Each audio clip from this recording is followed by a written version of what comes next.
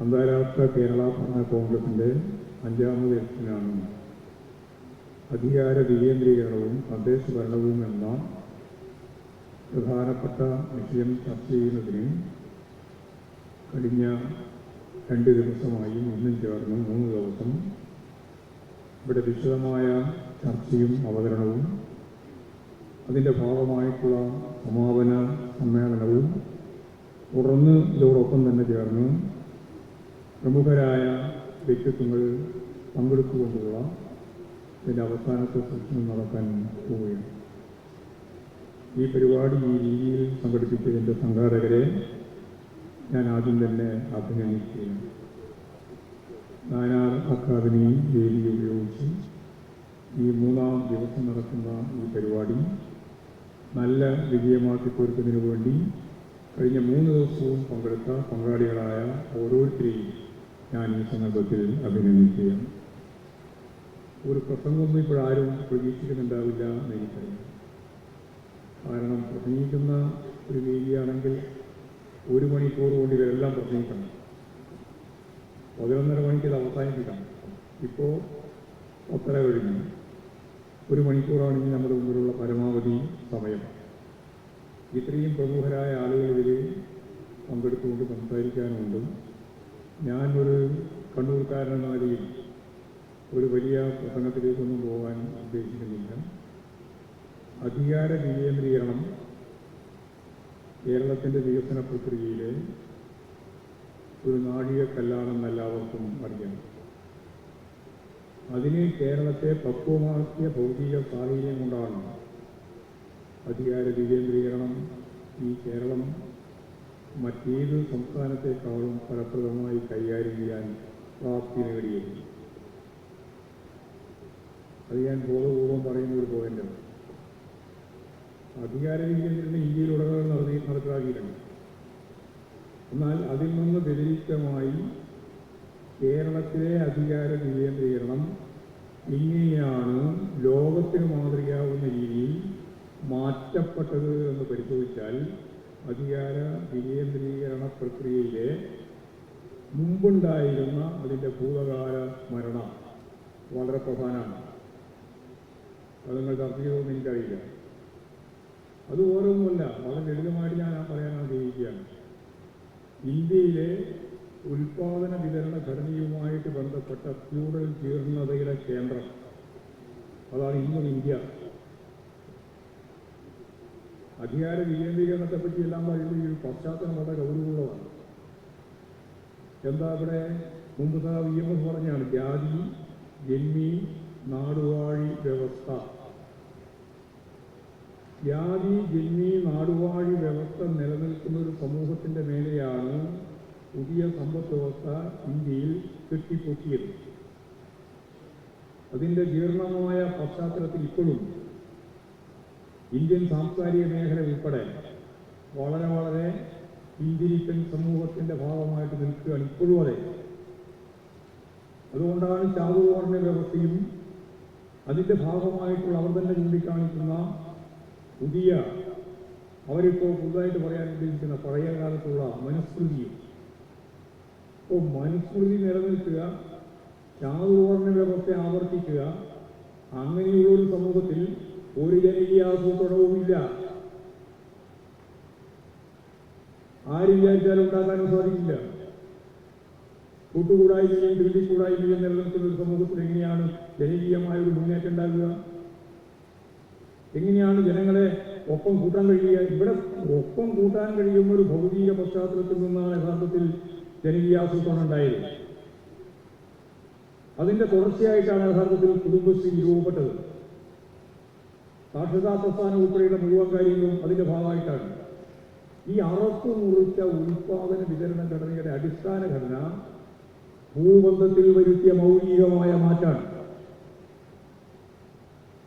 അതില്ലായിരുന്നുവെങ്കിൽ ഈ കേരളത്തിലെ ഇന്നത്തെ പരിസ്ഥിതിയെ സംബന്ധിച്ച് നമുക്ക് ആലോചിക്കാൻ തന്നെ സാധിക്കില്ല. ഒരു ജനകീയ ആസൂത്രണവും നമ്മൾ ആഗ്രഹിക്കുന്ന പോലെ കേരളത്തിൽ സംഘടിപ്പിക്കാനാവുമായിരുന്നില്ല. ഇന്ത്യയിലെ എല്ലാ സംസ്ഥാനങ്ങളിലും ഇന്നും നിലനിൽക്കുന്ന ഒരു വർഗം ഈ കേരളത്തിലില്ല.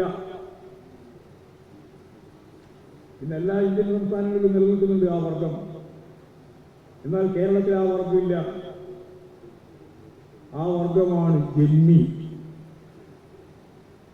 ജന്മി കുടിയാൻ ബന്ധമാണ് ഇവിടെ അറുത്ത് മുറിച്ചത് പാർലമെന്ററി സംവിധാനത്തിന്റെയും പാർലമെന്റേതര സംവിധാനത്തിന്റെയും ഭാഗമായിട്ട്. 41 കൊല്ലായിട്ട് 1970 കൂടിയാണ്. അതിന്റെ തുടർച്ചയായിട്ടാണ് യഥാർത്ഥത്തിൽ പഠന കോൺഗ്രസ് തന്നെ അടിസ്ഥാനമാവുന്ന കേരളത്തിലെ വികസനം ഇനി എങ്ങനെ. അതിന്റെ തുടർച്ചയിൽ നിന്നാണ് നമ്മൾ ജനകീയാസൂത്രണവും അതിന്റെ ഭാഗമായിട്ട് ഒരു കൊല്ലം കഴിഞ്ഞപ്പോൾ ഈ സ്ത്രീ ശാക്തീകരണത്തിന് ലോകത്തിന്റെ മുമ്പിലുള്ള കേരളത്തിന്റെ ഏറ്റവും പ്രധാനപ്പെട്ട ഉദാഹരണമായിട്ട് അടയാളപ്പെടുത്തിയ കുടുംബശ്രീയും അത് സംബന്ധിച്ചുള്ള ഇപ്പോഴുള്ള ചർച്ചയും കാര്യങ്ങളെല്ലാം നടക്കുന്നു. ഞാനിതൊരു ഓർമ്മപ്പെടുത്തലിന്റെ ഭാഗമായിട്ട് പറഞ്ഞു വെച്ചു എന്ന് മാത്രമേ. ജനകീയ ആസൂത്രണ പ്രസ്ഥാനത്തിന്റെ ഭാഗമായിട്ട് വളർന്നു വന്ന കേരളത്തിന് ഇനിയും ബഹുദൂരം മുന്നോട്ടേക്ക് പോകാനുള്ള സാധ്യതയുണ്ട്. ഇവിടെ നമ്മളിപ്പോഴും തദ്ദേശ സ്വയംഭരണ സ്ഥാപനവുമായിട്ട് ബന്ധപ്പെട്ടാണ് ചർച്ച ചെയ്യുന്നത്. ഇവിടെ അതായിരുന്നു പ്രധാനപ്പെട്ട വിഷയം കഴിഞ്ഞ 3 ദിവസം. നമ്മൾ ഇനിയും അത് വളരെ വിശദമായിട്ട് ചർച്ച ചെയ്യാൻ അതിന്റെ ഭാഗമായിട്ട് ക്രോഡീകരണം ഉൾപ്പെടെ ഇവിടെ കഴിഞ്ഞിട്ടുണ്ട്. ഇനിയും ചർച്ച ചെയ്യാൻ പോവുകയാണ്. ഒരു കാര്യം ഞാൻ ഇതിന്റെ ഭാഗമായിട്ട് കൂടി പറയാൻ ആഗ്രഹിക്കുകയാണ്. അത് ജനകീയ ആസൂത്രണം കേരളത്തിൽ പൂർണ്ണമല്ല, ഇന്ത്യയിൽ ഒട്ടുമല്ല. എന്തുകൊണ്ടാണ്? ജനകീയ ആസൂത്രണം പൂർണ്ണമാവണമെങ്കിൽ നെഹ്റു ഉൾപ്പെടെയുള്ളവരുടെ സങ്കല്പത്തെ അടിസ്ഥാനപ്പെടുത്തിയിട്ട് അധികാരം ആ അർത്ഥത്തിൽ വികേന്ദ്രീകരിക്കണം. സത്യം പറഞ്ഞാൽ കേന്ദ്ര ഗവൺമെന്റിന്റെ അധികാരങ്ങൾ സംസ്ഥാന ഗവൺമെന്റിലേക്ക്, സംസ്ഥാന ഗവൺമെന്റിന്റെ അധികാരങ്ങൾ തദ്ദേശ സ്വയംഭരണ സ്ഥാപനങ്ങളിലേക്ക്, ജനങ്ങളിലേക്ക്. ഇതാണ് അധികാര വികേന്ദ്രീകരണത്തിന്റെ ശരിയായ പൊരുൾ. എന്നാൽ കേരളത്തിൽ നമ്മൾ ചർച്ച ചെയ്യുന്നത് കേന്ദ്രത്തിൽ നിന്ന് ലഭിക്കേണ്ടുന്ന കൃത്യമായിട്ട് പറഞ്ഞു വെച്ചിട്ടുണ്ട് എന്തൊക്കെ, രാജ്യരക്ഷ ഉൾപ്പെടെ, അതുപോലെ തന്നെ ദേശീയ അടിസ്ഥാനത്തിലുള്ള പ്ലാനിംഗ് ഉൾപ്പെടെ അങ്ങനെയുള്ള വളരെ അപൂർവം കാര്യം ഒഴിച്ച് ബാക്കി മുഴുവൻ അധികാരങ്ങളും അവകാശങ്ങളും സംസ്ഥാനങ്ങൾക്ക് കൊടുക്കേണ്ടതാണ്. ഞാനതിന്റെ വിശദീകരണത്തിലേക്ക് കടക്കാൻ സമയത്തോടാണ് ഓരോന്നോരോന്നും പറയാറുള്ളത്. കേന്ദ്രം കൈയാളേണ്ടുന്ന ഏറ്റവും പ്രധാനപ്പെട്ട ചില വകുപ്പുകളുണ്ട്. അതിൽ രാജ്യരക്ഷയാണ്, വിദേശ നയമാണ്, അതുപോലെ തന്നെ രാജ്യത്തിന്റെ മൊത്തം പ്ലാനിങ്ങിന്റെ ഭാഗമായിട്ടുള്ള അതൊക്കെ കേന്ദ്രം തന്നെ കൈകാര്യം. അത് കഴിച്ച് ബാക്കി മുഴുവൻ സംസ്ഥാനങ്ങൾക്ക് നൽകണം. സംസ്ഥാനങ്ങൾക്ക് ലഭിക്കുന്ന അധികാരാവകാശങ്ങളിൽ താഴെ തലങ്ങളിൽ ഗ്രാമപഞ്ചായത്ത്, ബ്ലോക്ക് പഞ്ചായത്ത്, ജില്ലാ പഞ്ചായത്ത്, മുനിസിപ്പാലിറ്റി, കോർപ്പറേഷൻ, ഈ വിഭാഗങ്ങൾക്ക് മുഴുവൻ അവരുടെ അധികാരാവകാശങ്ങൾ വലിയ രീതിയിൽ പോഷിപ്പിച്ചുകൊണ്ട് അവർക്ക് നൽകണം. അങ്ങനെ നൽകുമ്പോഴാണ് ജനകീയ ആസൂത്രണം. സത്യം പറഞ്ഞാൽ ഇത് പകുതിയും കേന്ദ്ര ഗവൺമെന്റ് സംസ്ഥാന ഗവൺമെന്റിന് ഈ പറയുന്ന ഒരു കാര്യവും നൽകുന്നില്ല. നൽകണമെന്ന് പഴയകാലം മുതലേ ആവശ്യപ്പെട്ടിരുന്നതാണ്, തന്നിട്ടില്ല, ഇപ്പോഴും ഇല്ല. ഇപ്പൊ 4 നൂറ്റാണ്ടായല്ലോ, അധികാര വികേന്ദ്രീകരണത്തിന്റെ അനുഭവത്തിന്റെ 4 നൂറ്റാണ്ട് കഴിഞ്ഞല്ലോ, ഇപ്പോഴും നൽകിയിട്ടില്ല. ഇപ്പോൾ സ്വാഭാവികമായിട്ട് കേന്ദ്രം കേരളത്തിൽ നൽകേണ്ടുന്നത് നൽകാതിരിക്കുന്നു എന്ന് മാത്രമല്ല, കേരളത്തിന്റെ ഉൾപ്പെടെ GST ഉൾപ്പെടെ വെച്ച് അവർ കൈയാളി പിടിച്ചിരിക്കുകയാണ്. എല്ലാ സാമ്പത്തിക സോഴ്സും അവരുടെ കയ്യിലാണ്. അവർ തന്നു, തന്നില്ലെങ്കിൽ തന്നില്ല. ഇപ്പോഴേറ്റവും അവസാനത്തെ ചിത്രം അതാണ്. തന്നാൽ തന്നു, തന്നില്ലെങ്കിൽ തന്നില്ല. നിർബന്ധിച്ച് പറയാൻ കോടതിക്ക് പോലും സാധിക്കാത്ത അവസ്ഥ നമ്മൾ കണ്ടു. കോടതിയിൽ തന്നെ നിരവധിയായ കേസുകൾ ഇപ്പോൾ വന്നു. അപ്പോൾ അധികാര കേന്ദ്രീകരണത്തിന്റെ പുതിയ തലത്തിലാണ് രാജ്യം കൈകാര്യം ചെയ്യപ്പെടുന്നത്, വികേന്ദ്രീകരണത്തിന്റെ അല്ല. എന്നാൽ കേരളം വികേന്ദ്രീകരണത്തിൽ രാജ്യത്തിന് മുമ്പിൽ ഏറ്റവും പ്രധാനപ്പെട്ട മാതൃകയാണ് താൻ. ഇപ്പോൾ സംസ്ഥാനങ്ങൾക്ക് കിട്ടിയ അധികാരങ്ങളിൽ നിന്ന് വീതിച്ച് തദ്ദേശ സ്വയംഭരണ സ്ഥാപനങ്ങൾക്ക് നൽകുന്നതിൽ കേരളത്തിന് യാതൊരു മടിയും ഇല്ല, അത് കൈകാര്യം ചെയ്ത് പോവുകയാണ്. പക്ഷെ ഞാൻ നേരത്തെ പറഞ്ഞ അധികാര വികേന്ദ്രീകരണത്തിന്റെ പ്രശ്നത്തിൽ കേന്ദ്രം സംസ്ഥാനങ്ങൾക്കും സംസ്ഥാനം തദ്ദേശ സ്വയംഭരണ സ്ഥാപനം എന്ന് പറഞ്ഞാൽ അത് പ്രാദേശിക ഗവൺമെന്റുകളാണ്. പ്രാദേശിക ഗവൺമെന്റുകൾക്കും ഈ അധികാരങ്ങൾ കൈമാറി പോകേണ്ടതായിട്ടുണ്ട്. ഇപ്പോഴാണെങ്കിൽ അധികാര വികേന്ദ്രീകരണത്തിന്റെ തന്നെ പ്രശ്നം സീരിയസ് ആയിട്ട് നമ്മുടെ മുമ്പിൽ വരികയാണ്. എന്താ കാരണം? കേന്ദ്ര ഗവൺമെന്റ് നമുക്ക് നൽകേണ്ടുന്ന പണം കൃത്യമായിട്ട് തരാതിരുന്നതിന്റെ ഭാഗമായ പ്രതിരോധമുണ്ട്. ആ പ്രതിരോധത്തിന്റെ ഭാഗമായിട്ട് തദ്ദേശ സ്വയംഭരണ സ്ഥാപനങ്ങൾ പ്രാദേശിക ഗവൺമെന്റുകൾ എന്ന രീതിയിൽ നടപ്പിലാക്കുന്നതിന് വേണ്ടി ചെലവാക്കാൻ തീരുമാനിച്ചതിൻ്റെ അകത്ത് കുറവ് വരുമ്പോഴുള്ള പിരിമുറുക്കമുണ്ട്.